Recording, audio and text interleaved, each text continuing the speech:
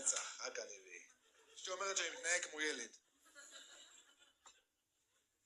אז זה בגללך, אני מתייחס אליי כמו ילד. אפילו חבר שלי משה אמר שמתייחס אליי כמו ילד.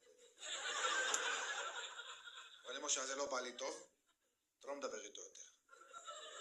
מה זה לא מדבר איתו יותר? משה זה חבר ילדות שלי. אתה בעונש, אתה לא מדבר עם משה יותר, אני אעשה מה שאני רוצה, את לא אמא שלי. אתה לא מדבר עם משה יותר, אני אעשה מה שאני רוצה. אני ומשה לא דיברנו יותר. ועצבנתי איך שאמרה את זה החצופה הזאת. היא שולחת אותי עם טקסט שלה לחברים שלי. טקסט שלה, חברים שלי, זה לא אני מדבר. שקוף. חבר'ה, אני לא יכול לעבור לתאילנד. כי אני לא אוהב את תאילנד. אני אוהב את הארץ. אז אני החלטתי להישאר בארץ עם אשתי, לעזור לה, כי היא בן אדם אחד, ולא סופרמן. למה שאני אלך, יענה, והיא תישאר בלבד.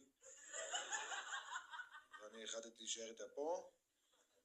גם אתם חברים חולפים. אתם תחלפו ואני אשאר עם אשתי לבד. נצח, רק אני והיא.